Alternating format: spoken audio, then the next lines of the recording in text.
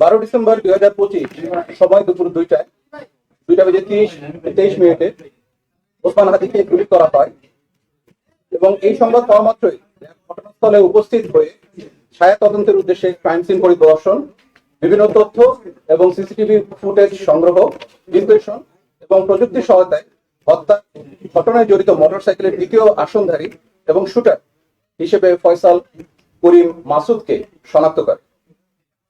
ফয়সালের গতিবিধি পর্যবেক্ষণ এবং প্রযুক্তির সহায়তায় জড়িত অপর ব্যক্তি মোটরসাইকেল চালক আলমগীরকেও শনাক্ত করা হয়। ঘটনাস্থলে সিসিটিভি ফুটেজ পর্যালোচনা করে হত্যায় ব্যবহৃত মোটরসাইকেলটির সম্ভাব্য নাম্বার প্লেট ঢাকা মেট্রো ল 546375, যার মালিক মোহাম্মদ আব্দুল হান্নানকে মোহাম্মদপুর থেকে গ্রেফতার করা হয়।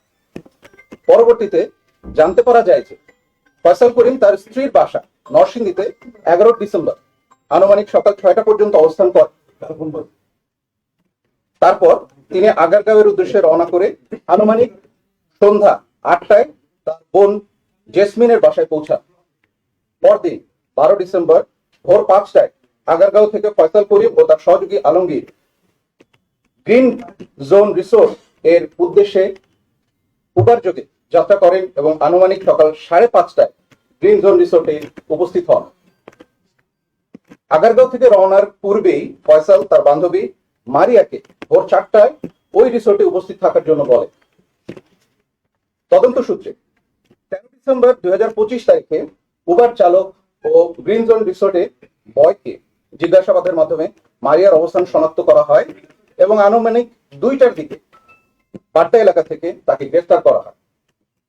গ্রেফতারকৃত মারিয়াকে জিজ্ঞাসাবাদে জানা যায় ঘটনাটি সকালে সেখানে সহযোগী আলমগীরের সাথে ফয়সাল করিম প্রথমে মাদক সেবন করেন এবং বিভিন্ন বিষয়ে আলোচনার মাধ্যমে তার পরিকল্পনার কথা উল্লেখ করেন, যার অনেক কিছুই মারিয়া শুনে থাকে। এক পর্যায়ে মারিয়া বুঝতে পারেন যে ওসমান হাদির বিষয়ে তারা উত্তেজিত স্বরে আলোচনা করছে। পরবর্তীতে ঘটনার দিন তারা উবার যোগে সকাল আনুমানিক 9টায় রিসোর্ট ত্যাগ করে আগারগাঁওয়ে তার বোনের বাসায় এসে উপস্থিত হন। উক্ত বিষয়টি গ্রিন জোন রিসোর্টের সিসিটিভি ফুটেজ পর্যবেক্ষণের মাধ্যমে আমরা নিশ্চিত হই। এক্ষেত্রে গ্রেফতারকৃত মারিয়ার দেওয়া তথ্য অনুযায়ী ফয়সালের স্ত্রী শাহেদা পারভিন সামিয়া এবং ফয়সালের শ্যালক ওয়াহিদ আহমেদ শিপুর অবস্থান শনাক্ত করা হয়। পরবর্তীতে 13 ডিসেম্বর আনুমানিক দুপুর 12টার সময় শিপুকে নরসিংদী হতে গ্রেফতার করে র্যাপিড অ্যাকশন ব্যাটালিয়ন। গ্রেফতারকৃত শিপুর দেওয়া তথ্য অনুযায়ী 14 ডিসেম্বর সকাল 6টায় ফয়সালের স্ত্রী সামিয়াকে নরসিংদী হতে গ্রেফতার করা।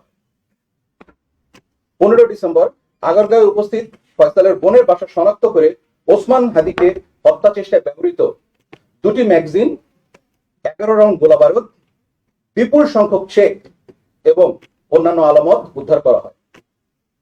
সিসিটিভি ফুটেজ বিশ্লেষণ এবং প্রযুক্তির মাধ্যমে মোহাম্মদ কবিরকে ফয়সালের সাথে ইনকিলাব কালচার সেন্টারে উপস্থিতের বিষয়টি নিশ্চিত করা হয় এবং পরবর্তীতে তাকে 15 ডিসেম্বর দুপুর 1টায় ফতুল্লা থেকে গ্রেফতার করা হয়। গ্রেফতারকৃত ফয়সালের স্ত্রী সামিয়ার তথ্য অনুযায়ী গত 16 ডিসেম্বর সকাল আনুমানিক 5টায় ঢাকার কেরানীগঞ্জ থেকে ফয়সালের মা ও বাবাকে গ্রেফতার করা হয়। ফয়সালের মা ও বাবার কাছ থেকে প্রাপ্ত তথ্যের ভিত্তিতে ফয়সালের শ্যালক শিপুকে জিজ্ঞাসাবাদের মাধ্যমে শিপুর বন্ধু মোহাম্মদ ফয়সালকে গ্রেফতার করা হয়। এখন এ পর্যায়ে আটককৃত অভিযুক্ত ব্যক্তিবর্গকে জিজ্ঞাসাবাদের মাধ্যমে নিম্নোক্ত তথ্য সমূহ আমরা জানতে পেরেছি, যা আপনাদের সামনে উপস্থাপন করছি। ওসমান হাদিকে হত্যা চেষ্টার পর ফয়সাল ও আলমগীর পুনরায় আগারগাঁওয়ে যায় এবং হত্যা চেষ্টায় ব্যবহৃত পিস্তল ও গোলাবারুদ লুকানোর পরিকল্পনা করে। অস্ত্রের ব্যাগটি সে তার বাবাকে দিয়ে তার শ্যালক শিপুর নিকট হস্তান্তর করতে বলে এবং সিএনজি যোগে সাভারের উদ্দেশ্যে রওনা দেয়। পরবর্তীতে ফয়সালের বাবা ব্যাগটি শিপুর কাছে হস্তান্তর করে। শিপু এই ব্যাগটি নরসিংদীতে ফেরত নিয়ে গিয়ে তার বোন অর্থাৎ ফয়সালের স্ত্রী সামিয়ার নিকট দিয়ে দেয়। সামিয়া ব্যাগটিকে পুনরায় শিপুর কাছে দিয়ে এটিকে লুকানোর জন্য বলে দেয়। পরবর্তীতে শিপু তার বন্ধু মোহাম্মদ ফয়সাল কে বাসায় ডেকে সেই ব্যক্তি দিয়ে দেয় গোপন করবার উদ্দেশ্যে।